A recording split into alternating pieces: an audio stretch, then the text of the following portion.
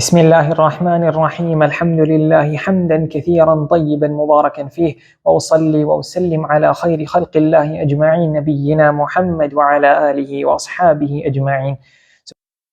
So continuing off from where we ended mentioning the verse where Allah mentions that man has been created in difficulty. And we also said the second meaning of that is the word kabad indicates strength. It indicates strength. So the next verse, Allah says, أَيَحْسَبُ أَن لَّن يَقْدِرَ عَلَيْهِ أَحَدٌ. Does the person, or does a person, think that no one will be able to overthrow him or overcome him? So what does that mean? If we go out of balagh and we go out to tafsir a little bit, the word أَيَحْسَبُ الْإِنسَانِ or أَيَحْسَبُ أَن لَّن يَقْدِرَ عَلَيْهِ أَحَدٌ, the person who thinks such. Some of the mufassirin say that this is referring to a disbeliever or a person who does not believe in resurrection. Does this person think that Allah cannot resurrect him? So does he think that whatever he does, he can just live as he wishes, do as he wishes, because there will be no day when a person is taken to account? The second meaning is that this verse was revealed for, they mentioned 2 or 3 specific people. They mentioned 2 or 3 specific people who this verse was revealed about. One of them, they say it's referred to Usayd ibn Kilda al-Jumahi. Usayd ibn Kilda al-Jumahi. He was one of the leaders of Quraysh who was an enemy of Rasulullah sallallahu alayhi wasallam. He was one of the main enemies of Rasulullah sallallahu alayhi wasallam. And he was a very strong person. He was a very powerful, strong person. So because of his strength and his might, he thought nobody would be able to overtake him and overthrow him.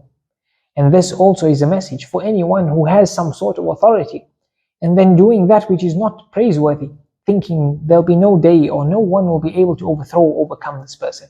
So this is here, and this is referring to, on one of the tafasir, means Usayd bin Kilda al-Jumahi, where he thinking of his strength and his might and his enemy, or the harm that he causes to Rasulullah sallallahu alayhi wasallam.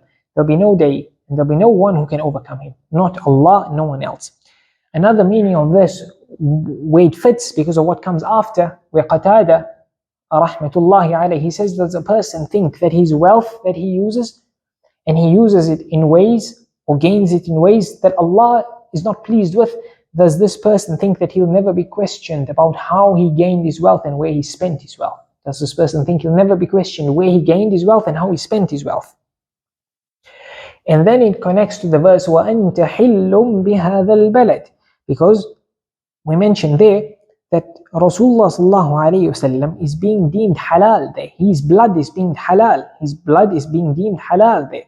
So do those people who think, those people who are harming and chasing Rasulullah sallallahu alayhi wasallam away from his city, and they are trying to kill him, do these people think that they'll be able to do what they wish and they'll get away with it? That's what they think? Is that what this person thinks?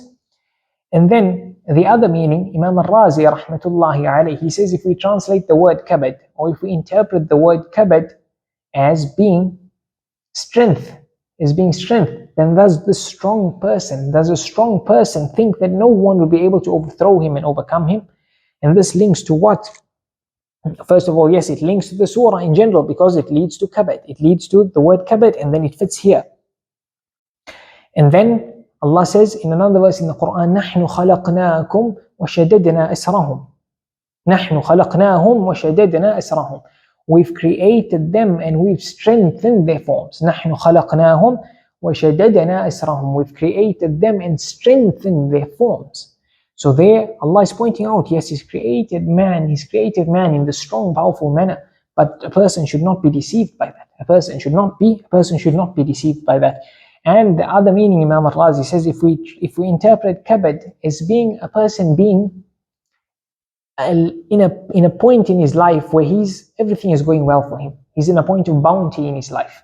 Does he think when he's at this point of wealth and health and whatever riches it may be in, that this will never go, this can never go?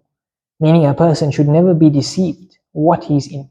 He should always be thankful to Allah. That thankfulness to Allah will, 1, increase his bounty, and number 2, it will keep the bounty.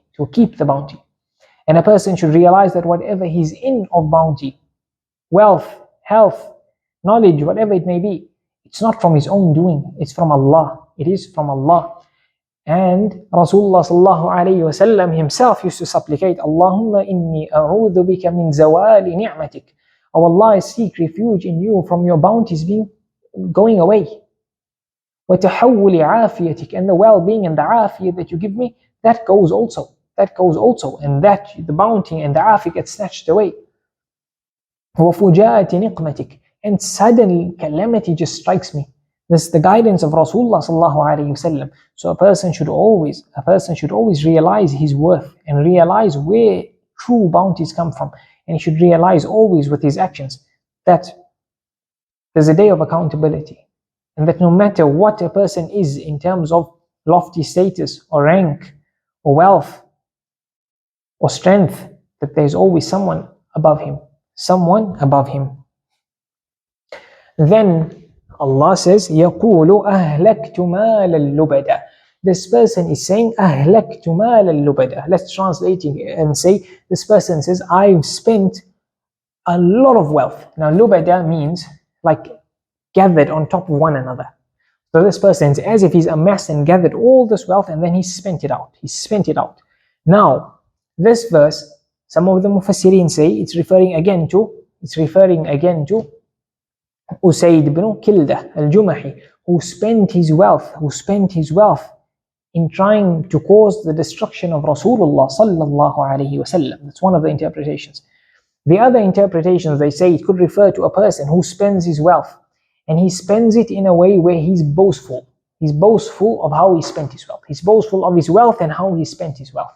Or he spends his wealth in a manner where he shows off. Or it's a manner where he boasts and shows off.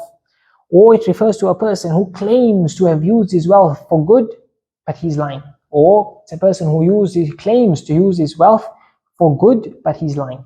And the others, in terms of tafsir, they say it was revealed regarding a man called Al-Harth bin Amir bin Nawfal. Al-Harth bin Amir bin Nawfal. So this person, he accepted Islam, and then he said that ever since I've become a follower of Muhammad sallallahu alaihi wasallam, my money has just been going away, it's getting used up. He was lamenting that his wealth went to charities. And in helping the Muslimin.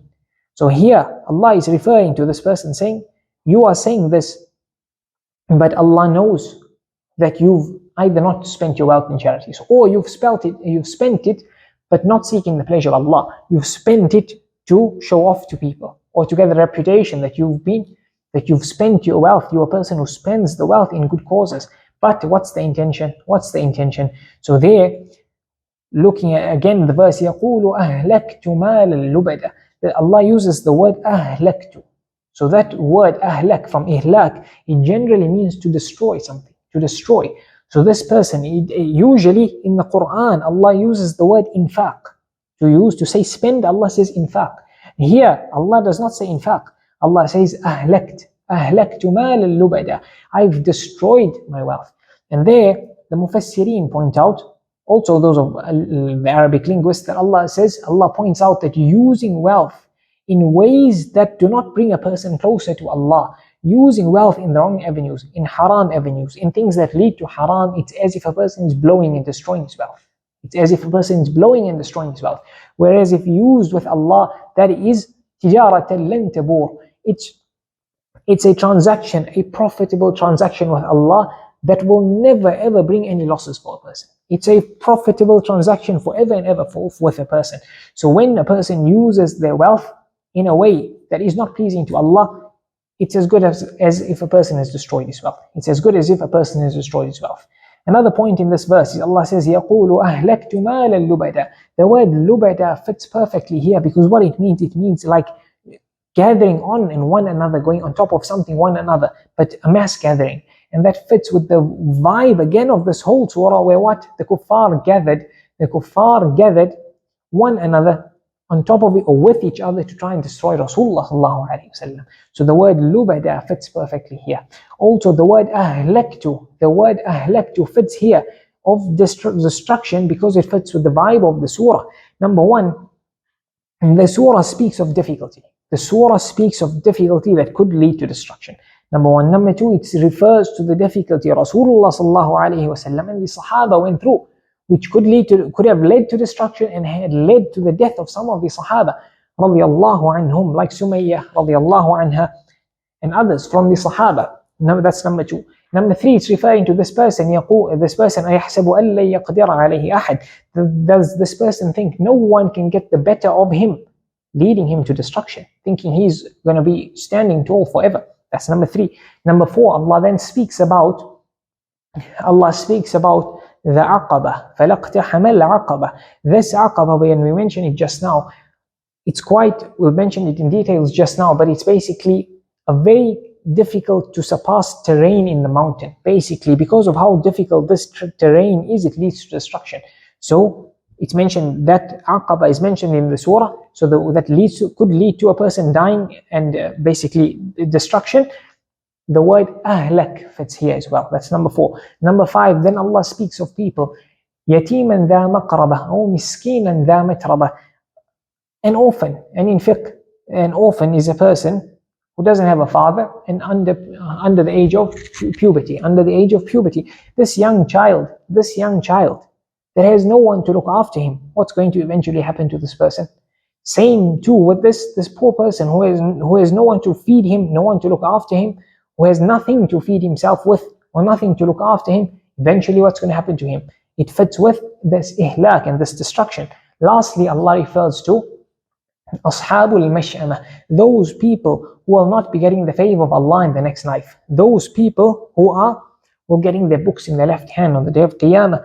Those people perish and destruction fits with them as well. So hence it's the most apt to use the word ahlaktu here instead of anfaqtu in this verse, because of how it ties in with the entire surah. And lastly, the word or the phrase ahlaktu mala lubada, the people in Jahiliyyah, when they just spend their wealth in any way they wish, but they just bust their wealth, they would deem it like if somebody were to just bust his wealth, like he doesn't care at all. It was something that they'd show off to each other doing like this, that this person just blows his money, he just blows his wealth. So here they would call it to each other ahlaka, fulan ahlaka malahu. So they would use that word. So it fits here as well. The word ahlak used here, it fits as well. Then Allah says, أَيَحْسَبُ أَن لَّمْ يَرَهُ أَحَدٌ. This person whose situation is how we describe, does he think that no one sees him? Does he think that no one sees him? Does he think that no one sees him to record his actions, to take him to account for what he's done? Does he not see that someone sees him, either if it's referring to the person who spent his wealth or did not spend his wealth? Does he not think that someone has seen that he's lying about his spending his wealth? Or does he not realize that someone sees him, knowing what his intentions are, whether he spent it for the sake of Allah or he spent it to show off, or he spent his wealth? Does he not realize that someone sees him if he spent his wealth in the destruction of Rasulullah sallallahu alaihi wasallam or destruction of the Muslims? Does he think that whatever he does, this person, with his might or his strength, does he think that that there's no one seeing his actions, what he's doing, that he will be taken to account for? So this is the tafsir aspect of this verse. And then after that verse, Allah says, أَلَمْ نَجْعَلْ لَهُ عَيْنَيْنِ. Did we not grant this person 2 eyes to see from? وَلِسَانًا وَشَفَتَيْنِ. And a tongue and 2 lips. And a tongue and 2 lips that he uses to speak, indicating to the person that Allah is the one that gave you sight. So do you not think Allah sees? And Allah is the one who made you capable of articulating yourself. Do you not think that Allah can articulate in a manner obviously that befits Allah Azza wa Jal? And then Allah says, وَهَدَيْنَاهُ النَّجْدَيْنِ. And we've guided him to an-najdain. Najdain, we can translate it here according to the majority of the Mufassirin. It refers to the path of good and the path of evil. So Allah is the one that guided you to the path of good, to knowing the path of good and evil. So does the one who guided you to that, does he not have knowledge himself? It's out of a warning. Allah is bringing a person who he thinks he's got all of this, but who is the one who granted him all of this? Who is the one that granted him all of this? Then we look at this. Allah is saying, وَهَدَيْنَاهُ النَّجْدَيْنِ. Allah guided him to the path to know good and evil. So naturally, innate in man, man knows in reality what is good and what is bad. Man knows himself through instinct what is normal and what is not normal.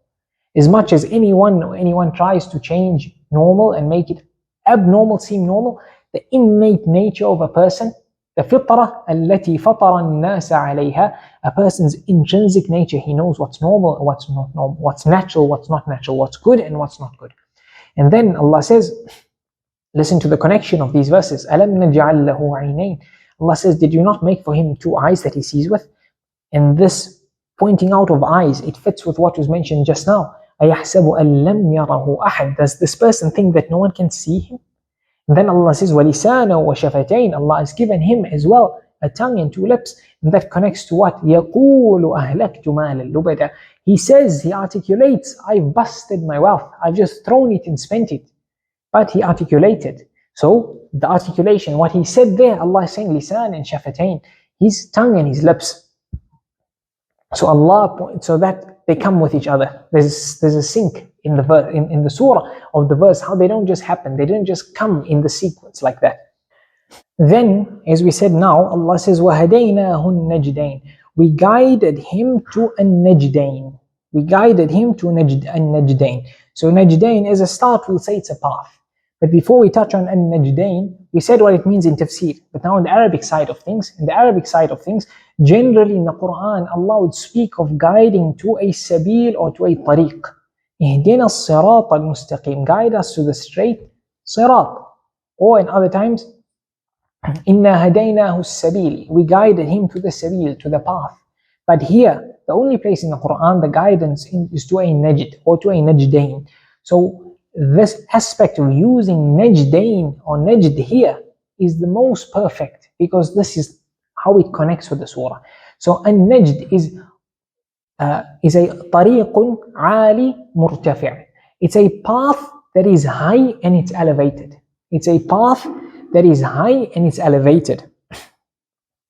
So that fits with what comes next. وَهَدَيْنَاهُ النَّجْدَيْنِ فَلَقْتَحَمَ الْعَقَبَةِ. So here Allah is basically saying that we're gonna translate it here just to get the meaning through. فَلَقْتَحَمَ الْعَقَبَةِ. So why doesn't this human make iqtiham, surpass this aqabah? So Allah is basically, we're going to translate it here and saying Allah is basically asking why, or encouraging, saying, why would you not surpass this aqabah? So aqabah is basically طريق في الجبل وعر. It's basically a path in the mountain, but it's a very difficult, strenuous, rocky terrain in the mountain.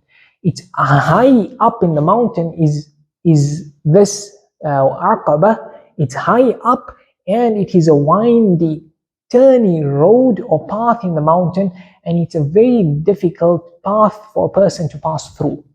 So this aqabah, a person gets to the aqabah using a najd.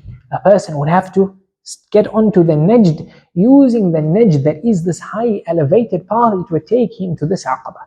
And then from the najd he goes to the aqabah and then he passes through. So using najd with aqabah is in the highest level of eloquence, because it fits perfectly here and it cannot fit in any other way that you can get this kind of a meaning. Then on top of that, Allah says فَلَقْتَحَمْ. Allah says iqtiham. So this word means to pass through, but it doesn't merely mean to pass through, but it means that this passing through happened with difficulty. That in order for a person to do this passing through, this iqtiham, there's a lot of difficulty involved, which fits perfectly with a person who's trying to pass through a path in the mountain, leading him to this aqabah, which itself is so difficult to pass. So all of this passing through, this iqtiham naturally has difficulty. So that's why the perfection of the Quran, every word in its place and precisely chosen. Every word in its place and precisely chosen. So فَلَقْتَحَمَ الْعَقَبَةِ. So this aqabah, Allah is asking, why wouldn't a person, or why shouldn't a person pass through this aqabah? Aqabah is basically gives off a metaphorical meaning for the following difficult deeds that are difficult on a person and his nafs to pass through. That if he does manage to go and surpass this, then undoubtedly he'll be from the people who receive the books when they meet Allah in the right hands. And undoubtedly he'll be from the people who, when they meet Allah, they will receive the books in the right hand, in their right hands, essentially becoming people of Jannah. May Allah Azza wa Jal make us all from them. So here, the word فَلَا اقْتَحَمَ الْعَقَبَةِ. So it's فَلَا اقْتَحَمَ الْعَقَبَةِ. So the word la here gives off a negative meaning. It gives off like a negation. It's negating. So a few words in Arabic can be used to give off this negating meaning. You can say lam, you can say ma, you can say a few words. But here Allah chooses la. فَلَا اقْتَحَمَ الْعَقَبَةِ. So what's the reason Allah chose to, or not the reason, what's the wisdom, or some of the wisdom behind Allah choosing the word la here? So they mention a few things. Amongst them we'll mention 3 or 4 things. Number 1, Allah says فَلَا اقْتَحَمَ الْعَقَبَةِ. This la here gives off a meaning of a past tense. Gives off the meaning of a past tense. That this person who is speaking about here, this person who thinks no one can overcome him and overthrow him, this person who has wealth blessed by Allah but not realizing it and spends it in ways that are not pleasing to Allah, and then when he spends it, either he spends it to boast or he spends it in ways that have no benefit for anyone else, and he shows off with when he uses it. This person, Allah is saying this type of a person, then on top of it, because of his strength and his might, and he uses it in the harm of Muslimin and those who call to Allah, and better than all of that, or worse than all of that, Rasulullah sallallahu alayhi wasallam, him using it, how in the worst sense for him, to harm Rasulullah sallallahu alayhi wasallam, then this person, this type of person, he will never surpass this aqaba. He will never, or he did not surpass this aqaba. He did not do these deeds we're going to mention.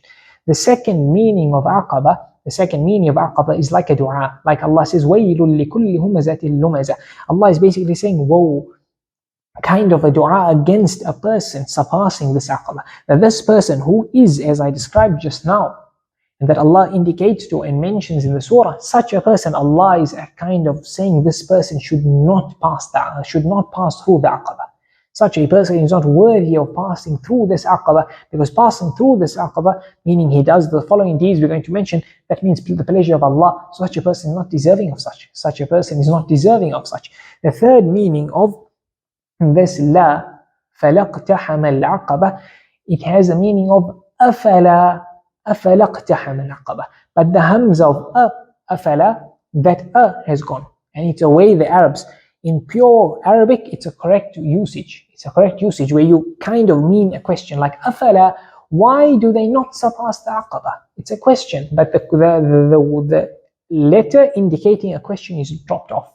But it gives that meaning. It's a correct, classical, fasih way of speaking. So it comes in the Quran, وَجَاءَ السَّحَرَةُ فِرْعَوْنَ قَالُوا إِنَّ لَنَا لَأَجْرًا. When those magicians came to Fir'aun, they said, إِنَّ لَنَا لَأَجْرًا.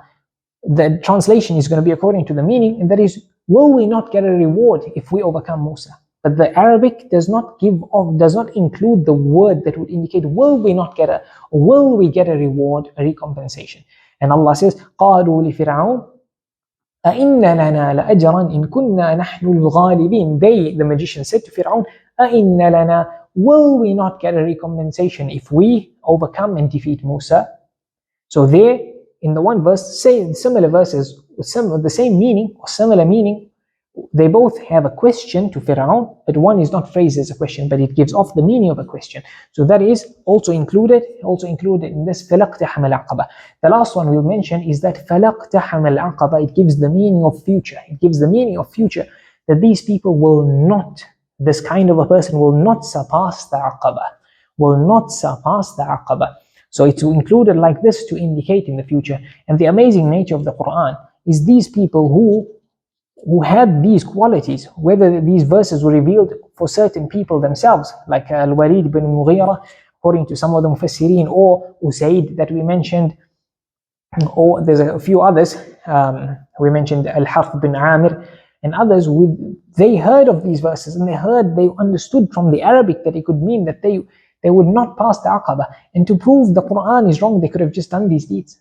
They could just prove the Quran is wrong with regards to the Quran's prediction of them by doing these deeds. Just like the same way Allah says to Rasulullah sallallahu alayhi wa sallam, سيقول السفهاء من الناس ما ولاهم عن قبلتهم التي كانوا عليها, that the foolish amongst the people will question you and say, what has caused you to once again change your qibla? So the kuffar who heard the Quran, understood the Quran, to prove the Quran is wrong, they could have merely just not questioned that. The question the Quran, as you predicted they would say, to prove the Quran is wrong, the Quran's prediction was wrong, they could have just, when the qibla changed, they could have just kept silent. But they didn't. They didn't. And in this verse itself, there's so much of balagha itself in the way Allah phrases it. سَيَقُولُ السُّفَهَاء, they touch on the word sa that comes in there. And then Allah says, السُّفَهَاءُ مِنَ النَّاسِ. So this sufaha itself, some of the mufassirin mention like 4 or 5 interpretations of sufaha, why the usage of sufaha fits there.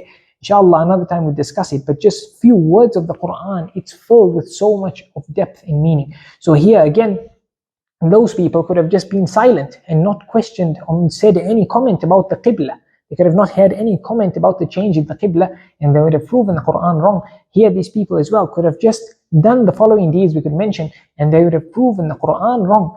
But once again, they did not. The accuracy of the Quran, the precision of the Quran, none can bring about anything like this. None can bring about anything like this. And we'll end there, having discussed the Aqabah. Then after that, we're going to mention in the upcoming lesson, inshallah, the meaning of this Aqabah that Allah is going to speak about and the deeds connected to Aqabah. وصلى الله وسلم وبارك على نبينا محمد وعلى آله وأصحابه أجمعين والحمد لله رب العالمين.